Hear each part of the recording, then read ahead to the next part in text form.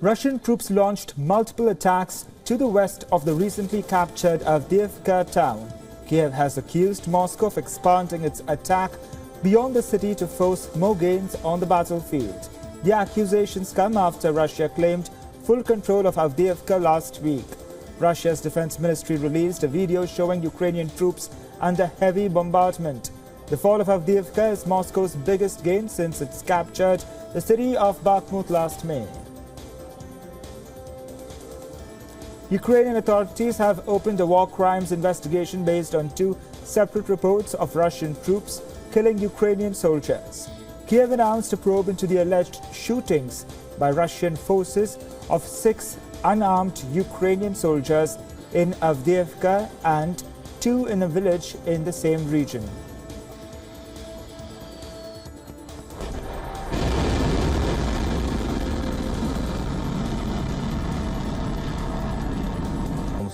Все уничтожили. Танковый гранатомет, аналог американского Т-4.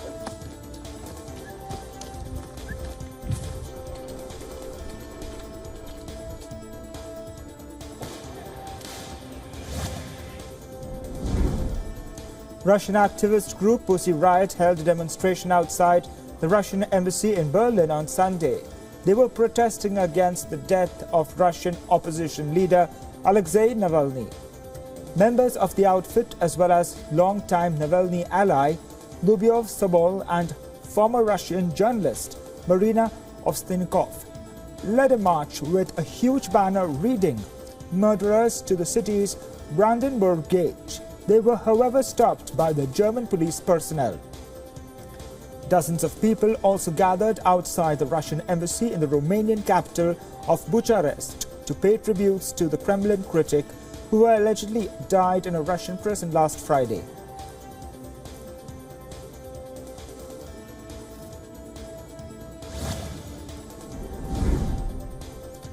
Brazil's President Lula da Silva compared the Israel-Hamas war to the Holocaust in a speech in Ethiopia on Sunday. Speaking at the African Union Summit in Addis Ababa, Lula said, and I quote, "What is happening in the Gaza Strip to the Palestinian people does not exist in any other historical period. In fact, it happened when Hitler decided to kill the Jews." Lula's comments came after leaders at the summit on Saturday condemned Israel's offensive in the Gaza Strip and called for its immediate end. According to the Hamas's health ministry, at least 28,985 Palestinians have been killed, mostly women and children, in the Israel-Hamas war. The heavy death toll and widespread damage have led to mounting criticism of Israel and growing calls for a ceasefire.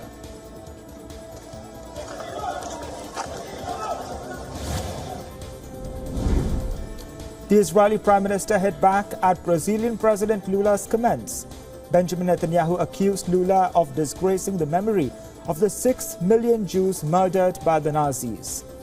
Netanyahu further said the Brazilian leader should be ashamed of himself and that his government had registered its protest with Brazilia's ambassador. Palestinian militant outfit Hamas, however, praised Lula, calling his remarks an accurate description of what the people are facing in the Gaza Strip.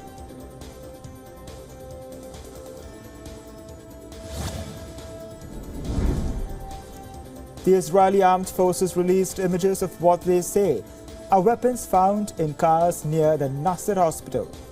Israel said it detained hundreds of people at one of Gaza's main hospitals after troops raided the complex, with fears mounting for the safety of patients and the staff members trapped inside. Israel's army is pushing ahead with its campaign in southern Gaza to destroy the Hamas as prospects dimmed for a ceasefire in the 4-month-old war.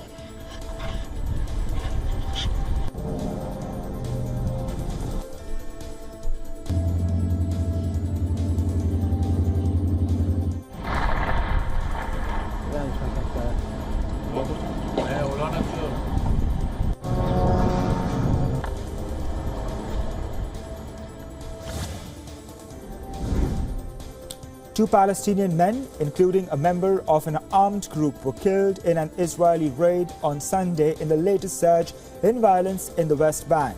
Hamas's health ministry said the 2 men aged 19 and 36 were declared dead from gunshot wounds after the raid in the Tulkarm refugee camp. The United Nations says the camp houses over 27,000 Palestinian refugees.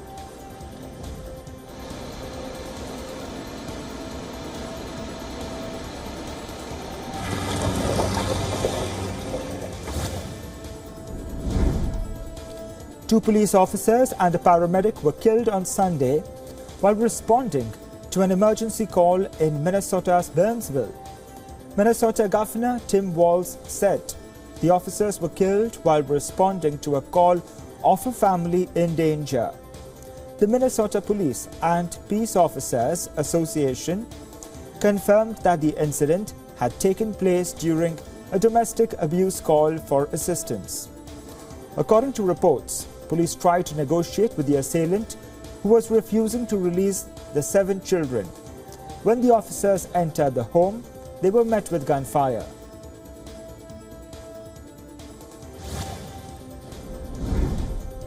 Hundreds of people paid tribute to the 2 police officers and the paramedic killed in Minnesota's shooting incident.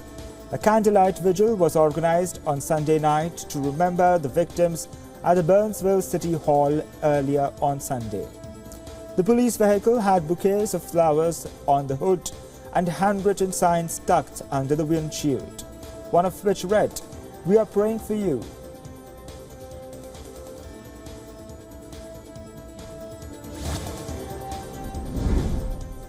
Huge crowds took to the streets in Mexico City on Sunday to protest against President Obrador's government.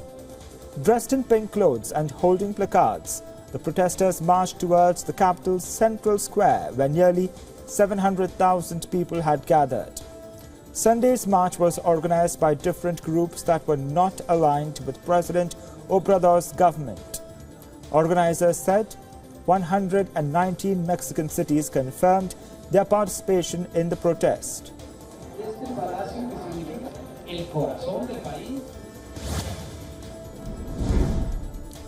Spain's Foreign Minister José Manuel Alvarez welcomed his Chinese counterpart Wang Yi to Cordoba a day after China's top diplomat joined the Munich Security Conference in Germany.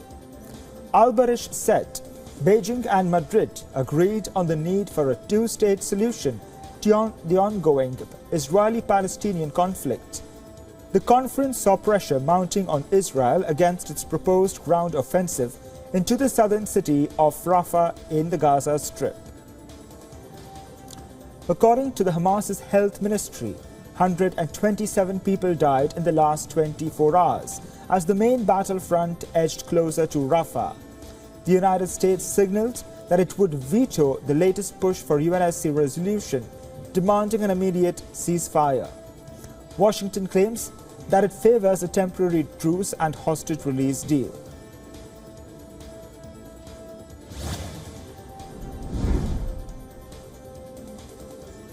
Hong Kong's first ever trial to invoke the city's Anti-Terrorism Act started today. 14 people were charged over an alleged plot to carry out explosions and murder police officers in pro-democracy protests in 2019. Members of the radical protest group known as Dragon Slayers were rounded up after a long investigation into the alleged bomb plot that was to be put into action during an International Human Rights Day rally on December 10, 2019. In 2020, after the protests were quashed, Beijing imposed the national security law to punish offences of secession, collusion, and terrorism with life imprisonment. By the end of 2023, over 11,200 people were arrested and nearly 3,000 were charged with participating in the 2019 pro-democracy protests.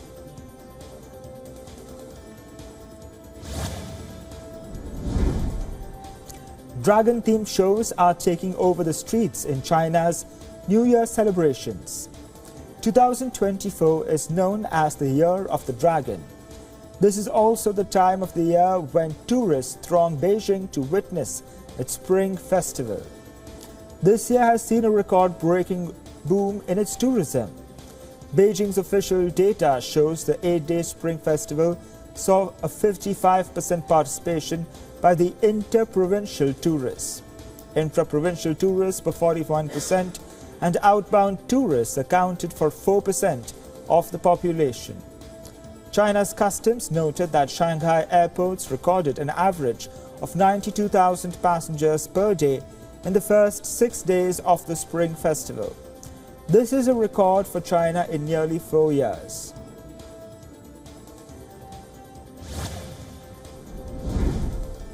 Thailand's former Prime Minister Thaksin Shinawatra met prosecutors a day after his release on parole. He was released from a Bangkok hospital where he spent 6 months serving time for corruption-related offences. He was detained by the Technology Crime Suppression Police after he left the hospital on Sunday but was allowed a temporary release.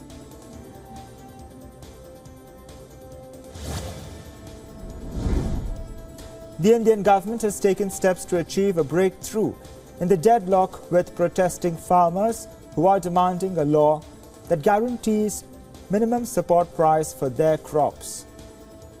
A government panel has proposed an agreement with farmers on buying pulses, maize and cotton crops by government agencies at minimum support prices for 5 years. This comes after the 4th round of talks between the ministers' panel and farmers. The farmers have told the ministers that they will get back to them after holding discussions today.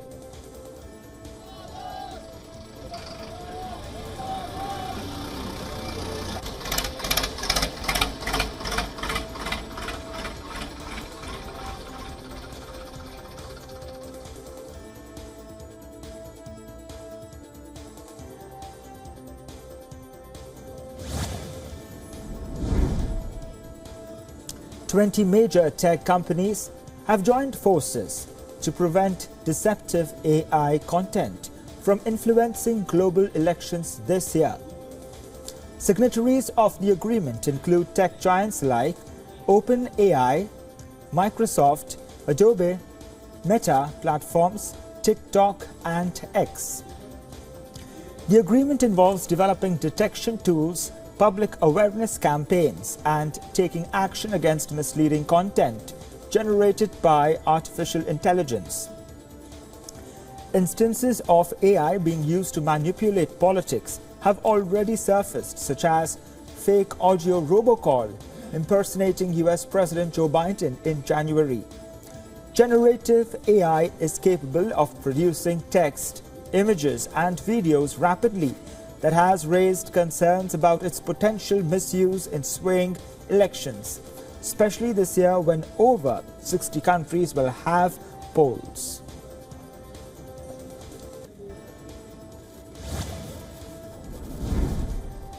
Researchers have discovered a link between smart garden mowers and cybercrime. According to a study, hackers could exploit the land mower software, making it a gateway for attacks on the home network. Smart devices like mowers are a part of the Internet of Things or IoT technology.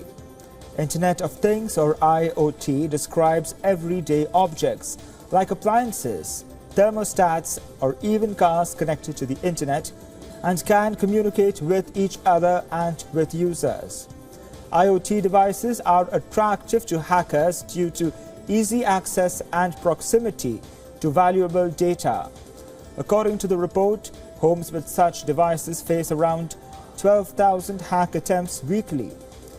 To secure IoT devices, experts recommend changing default settings, regular updates and network segregation.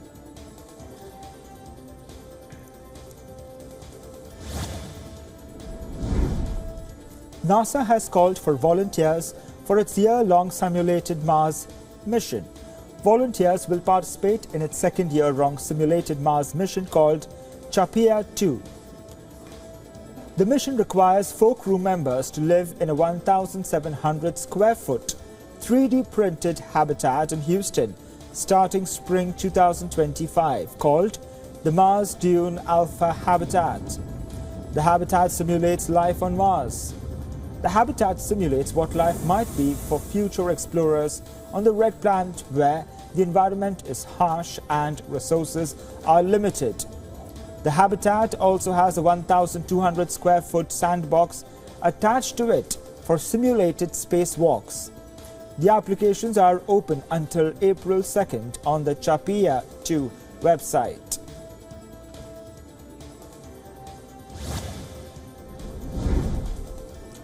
India's benchmark index Nifty 50 hit a new record high in a volatile trading session today. The benchmark crossed the 22,150 mark hurdle in early deals as banking stocks lifted the market. ICICI Bank is among the top performers today. Banking stocks are in focus after Morgan Stanley raised target prices of public sector and private banks. The brokerage firm's top bet in the Indian large cap space is HDFC Bank.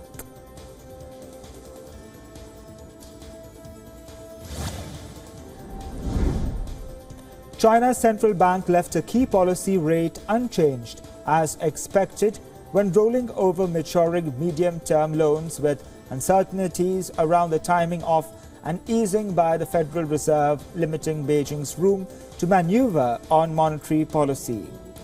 Beijing is striking a delicate balancing act to support the economy at a time when signs of persistent deflationary pressure call for more stimulus measures.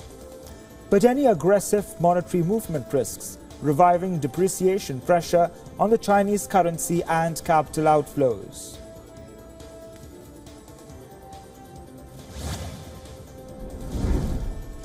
The French government said it has lowered its forecast for 2024 GDP growth to 1% from 1.4% as wars in Ukraine and Gaza and a slowdown at top trading partners Germany and China darkened the outlook.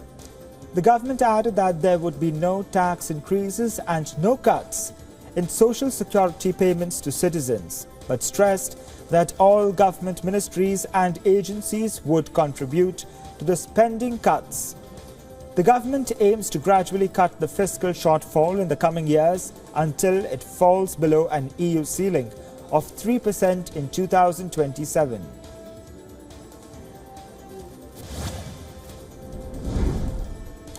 The dollar was steady after data last week showing US inflation remained sticky, cast doubts on when the Federal Reserve would start easing its cycle. The yen remained rooted near the psychologically key 150 per dollar level. The yen has hovered around 150 level in the last few days, prompting officials to comment on the currency moves and keeping markets on alert to a possible intervention by Japanese authorities. Traders are now betting that June would be the starting point of the easing cycle, compared with March at the beginning of the year.